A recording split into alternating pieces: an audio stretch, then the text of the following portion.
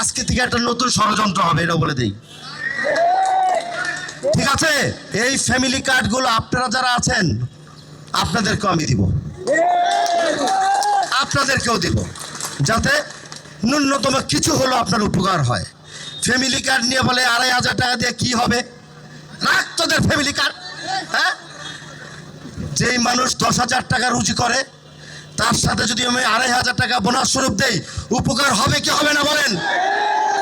আমরা নির্বাচনের আগে অঙ্গীকার করেছিলাম, সেটা বাস্তবায়ন করেছি। অতএব আমরা মিথ্যা কথা বলি না। মানে প্রধানমন্ত্রী জনাব তারেক রহমান যা বলবে ওটাই আইন, আর ওটাই বাস্তবায়ন করব আমরা, এর বাইরে কোনো কথা নেই।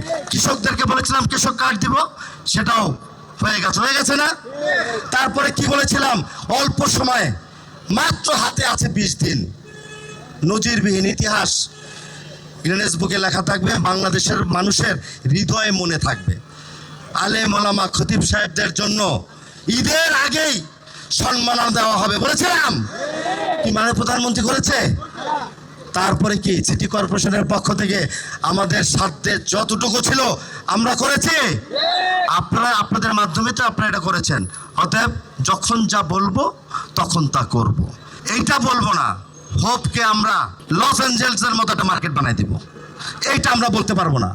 এটা বলা মানে মুনাফিকি, মিথ্যা কথা বলা। আমরা সাধারণ জনগণকেও যেমন সুবিধা দিব, আপনাদের ব্যবসা প্রতিষ্ঠানকে সচল রাখার জন্য আপনাদের পাশে থেকে আমরা সহযোগিতা করব, উপকারে আসবে। আপনাদেরকে অতন্ত্র প্রহরীর মতো পাহারা দিয়ে রাখবে। আশা করি পুলিশ ভাইদের কষ্ট কম কষ্ট করতে হবে। তারপরেও যদি দরকার হয় তারা আমাদের সাথে থাকবে, বিধায় কিন্তু ওনারা আসছেন। আমি আজকে একজনকে দাওয়াত দিতে পারি নাই, এই পুলিশ ডিপার্টমেন্টের একজনকে ধরেন, উনি আমার নিজেই ফোন দিছে, নিজে, স্যার আমাকে তো বললেন না। তার মানে কি? আগ্রহ, কাজ করার স্পৃহা, আগ্রহ। আমি তাকে সরি বলছি যে সরি আমি ভুলে গেছিলাম। তা আমাদের এই সুন্দর সমন্বয় সবসময় থাকবে, একদম বিন্দু মাত্র কোনো টেনশন করবেন না আপনারা। আমার প্রতি, আমার ডিপার্টমেন্ট যারা এখানে উপস্থিত আছে সবার প্রতি আপনারা আস্থা রাখেন, বিশ্বাস করেন। তবে আরেকটা কথা, আজকের এই যে সমন্বয় মত বিনিময় সবাই মিটিং হয়ে গেল না, আজকে থেকে একটা নতুন ষড়যন্ত্র হবে, এটা বলে দিই। ঠিক আছে, আজকে থেকে মাগরিবের নামাজের পর থেকে একটা নতুন ষড়যন্ত্র শুরু হবে। সেই নতুন ষড়যন্ত্রের ফাঁদে পা দেওয়া যাবে না, তাহলে আপনারা ক্ষতিগ্রস্ত হয়ে যাবেন। যারা ষড়যন্ত্র করবে, কারা? সব সময় বাংলাদেশ নিয়ে ষড়যন্ত্র করেছে, নির্বাচনের আগে পরে সব সময় একইভাবে ষড়যন্ত্র করছে তারা। আমি শুনেছি কয়েকদিন আগে বলেছে 2 ঘন্টার মধ্যে হোক উচ্ছেদ করা হবে, বলছে কিনা?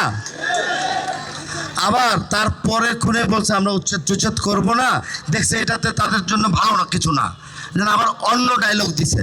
এক সময় এক ডায়লগ দেয়, টিকিট দেয়, বিভিন্ন পর্যায়ে কি করলে জান্নাত মান্নাত এগুলো অনেক কিছু বলে। অতএব বি কেয়ারফুল, সাবধানে থাকবেন, আপনাদের সমাধান আমরা করব। কোনো ধরনের ষড়যন্ত্রে ফাঁদে পা দিয়ে নিজেকে ক্ষতি করবেন না।